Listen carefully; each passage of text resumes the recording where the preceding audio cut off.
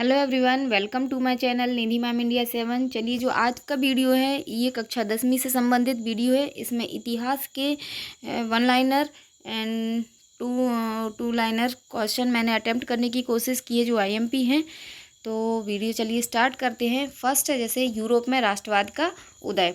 तो यूरोप में राष्ट्रवाद का उदय फ्रेडरिक सरियू। फर्स्ट क्वेश्चन है, फ्रेडरिक सरियू कहाँ के निवासी थे? फ्रांस के।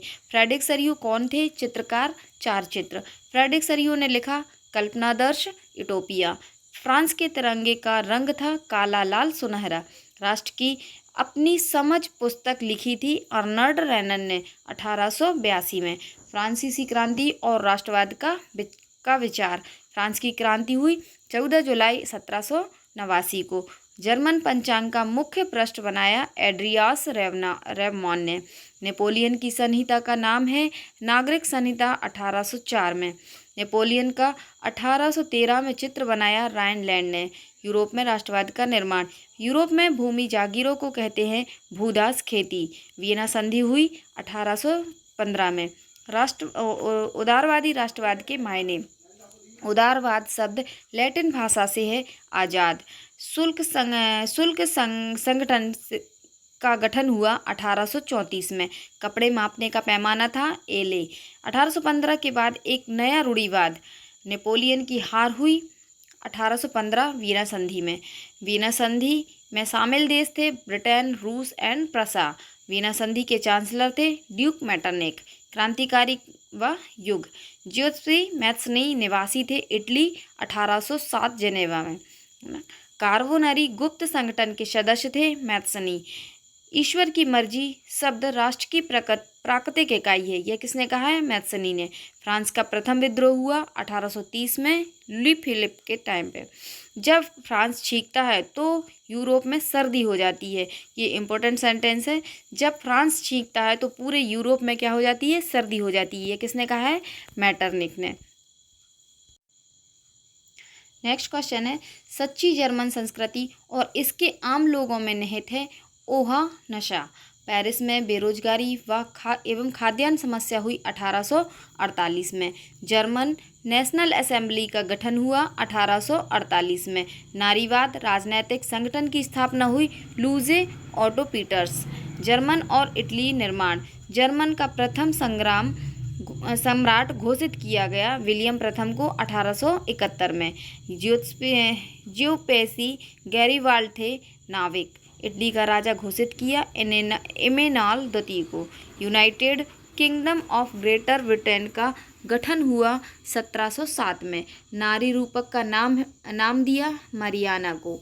मरियम की छवि अंकित थी सिक्के के डाक टिकट पर। जर्मेनियम मुकुट पहनती थी बलत वृक्ष के पत्तों का। छापाखाना प्रगति का सबसे ताकतवर औजार है और इनसे बन रही जनमत की आंधी से निरंकुशवाद उड़ जाएगा। यह किसने कहा है? लुई मर्शियर ने।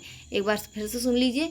छापाखाना प्रगति का सबसे ताकतवर औजार है और इनसे बन रही जनमत की आंधी से निरंकुशवाद उड़ जाएगा। यह किसने कहा है? लुई मर्शियर ने। ग्रिम बंधुओं का जन्म हुआ था जर्मनी में। नेक्स्ट है, निरंकुशवाद की डेफिनेशन क्या है कि निरंकुशवाद किसे कहते हैं? तो एक ऐसी शासन व्यवस्था जिस सत्ता पर किसी भी प्रकार का कोई नियंत्रण नहीं है उसे निरंकुशवाद कहा जाता है। मतलब एक ऐसी शासन व्यवस्था जिस पर सरकार का अधिकार नहीं होता है, राजा ही मतलब सब कुछ कंट्रोल करता है। इसमें नियंत्रण की सुविधा जो होती है वो कम होती है। नियंत्रण नहीं पाया जाता है। तो वो ऐसी शासन व्यवस्था कैसी कहलाती है? निरंकुशवाद शासन व्यवस्था कहलाती है। कल्पनादर्श क्या है? एक ऐसे समाज की कल्पना जो इतना अधिक आदर्श कि उसे साकार होना संभव लगभग नहीं होता है ना। हम शब्द से ही समझ में आ रहा है कल्पना, मतलब एक हम कल्पना कर रहे हैं कि एक ऐसा आदर्श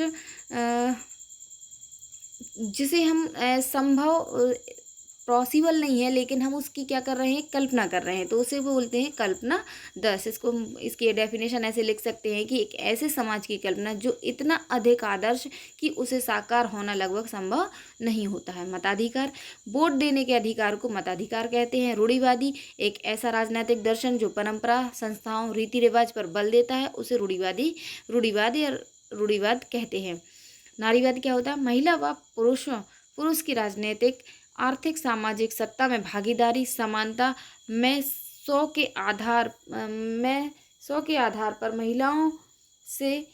महिलाओं के अधिकारों, हितों आदि के प्रति जागरूक नारीवाद कहलाता है। मतलब नारियों के प्रति जागरूकता नारीवाद कहलाता है।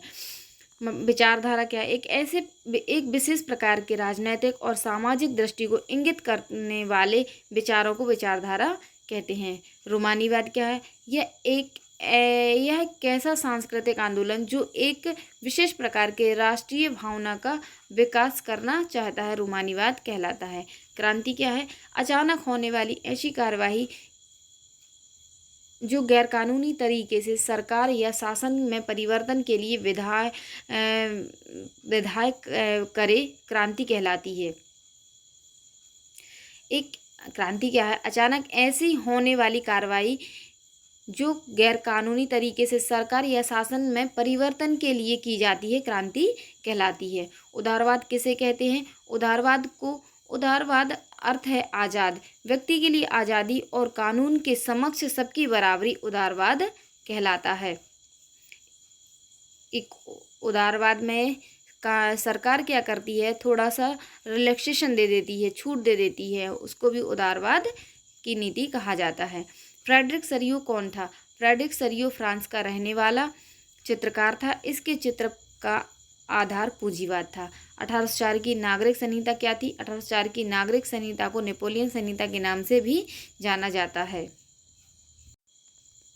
नेक्स्ट क्वेश्चन है, जलियांवाला बाग स्थित है कहाँ पर, अमृतसर में। जलियांवाला बाग हत्याकांड में गोलियां चलाई थी जनरल डायर ने।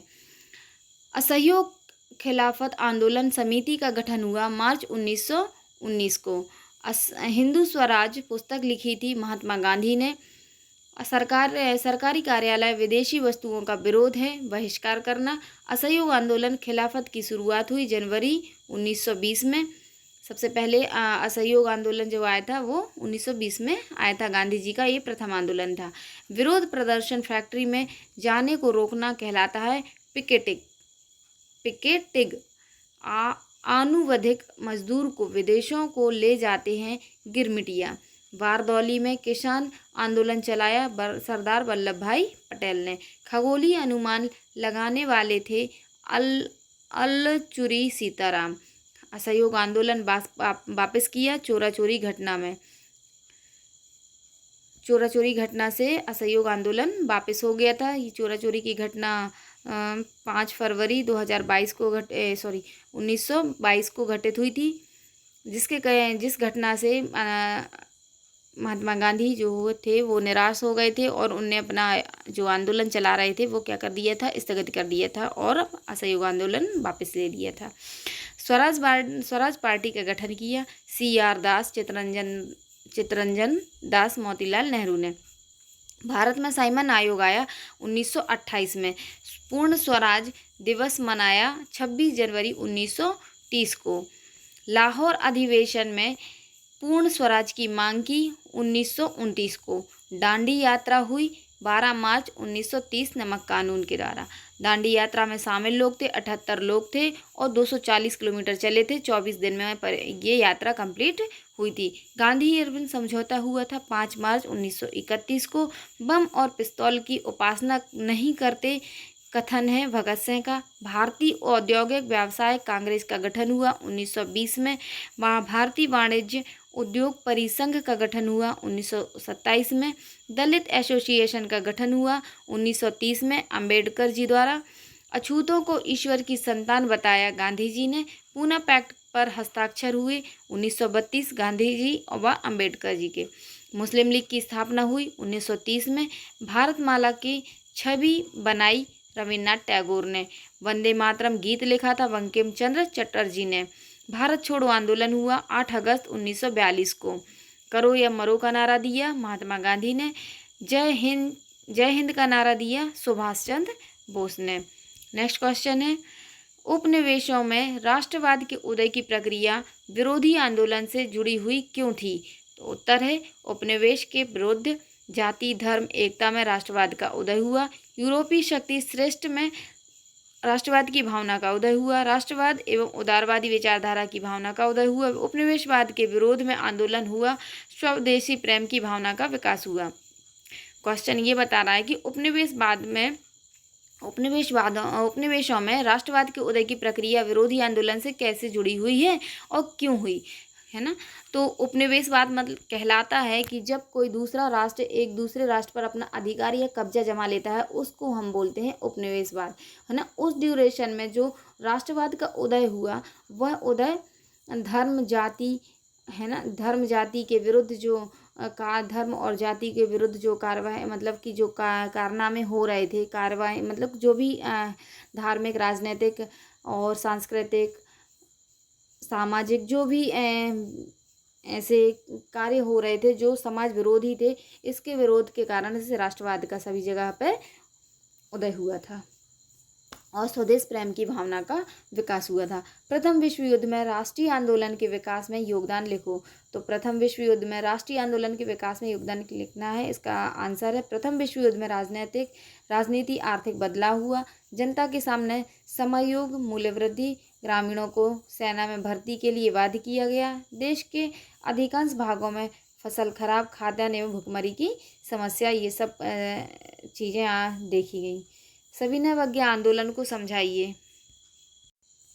नेक्स्ट क्वेश्चन है, जर्मन एकीकरण की प्रक्रिया को समझाइए।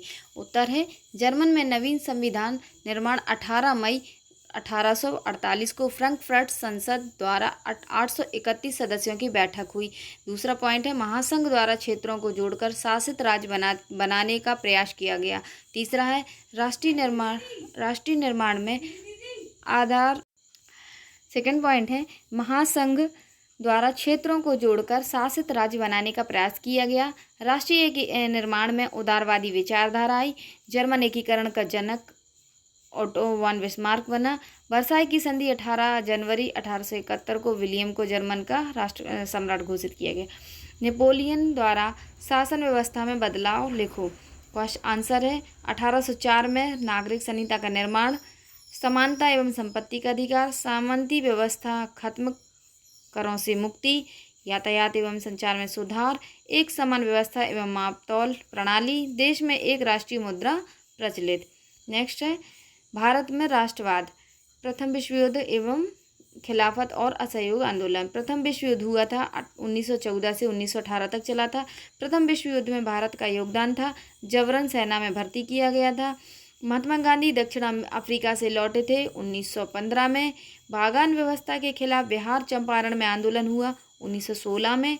खेड़ा जिले में महामारी फैली थी, प्लेग, 1917 को। रोलेक्ट एक्ट पारित किया गया 1919 में। रोलेक्ट एक्ट को काला कानून भी कहा जाता है, जिसे बिना दलील और बिना वकील का कानून भी कहा जाता है। सत्य ही आत्मा का आधार होता है, सत्याग्रह गांधी ने कहा। जलियांवाला बाग हत्याकांड हुआ था 13 अप्रैल 1919 को। जलियांवाला बाग हत्याकांड से कुछ टिप्पणी है।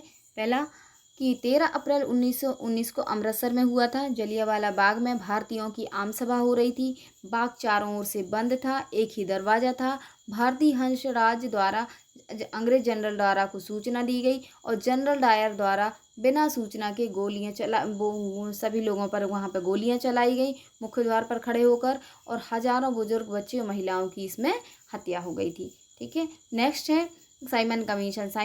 सर साइमन द्वारा भारत में 1928 में आयोग गठन किया गया था। भारत में संवैधानिक व्यवस्था हेतु आयोग गठन किया गया था। आयोग में एक भी भारतीयों को नहीं लिया गया था, जिस कारण से भारतीयों ने इसका विरोध किया था। भारतीयों के खिलाफ विरोध हुआ, भारतीयों ने इसका विरोध किया था। कांग्रेस मुस्लिम लीग द्वारा प्रदर्शन और साइमन कमीशन वापस जाओ का नारा लगाया गया था। दांडी यात्रा गांधी द्वारा यात्रा साबरमती आश्रम से दांडी तक चली थी और 12 मार्च 1930 को 240 मील यात्रा हुई थी। 78 लोगों द्वारा यह यात्रा की गई थी और नमक कानून तोड़ा गया था दांडी यात्रा में। नेक्स्ट है भूमंडलीकरण विश्व का बनना। विश्व की अर्थव्यवस्था को देश से जोड़ना कहलाता है वैश्वीकरण। एशिया, यूरोप, उत्तरी अफ्रीका से जुड़े संबंधित मांग को कहते हैं सिल्क रेशम। 500 वर्ष हमारे खाद्यान्न नहीं थे, आलू, सोयाबीन और मक्का। 500 वर्ष पूर्व हमारे पास ये खाद्यान्न नहीं थे, आलू, सोयाबीन और मक्का। अमेरिका के स्पेनिश सैनिकों में फैली बीमारी थी चेचक। अफ्रीका में 1890 में फैला पशु की बीमारी है रीडर पेस्ट। और ब्रिटेन सरकार द्वारा अनाज पर लगाए गए प्रतिबंध को कहते हैं कॉर्न लॉ। आई होप कि आप सभी को ये वीडियो अच्छी लगी होगी। इसमें वन लाइनर कुछ IMP क्वेश्चन है जो आपको इसमें समाहित किए गए हैं, तो सभी लोग ये तिमाही की परीक्षा के लिए इम्पोर्टेंट है। Thank you so much.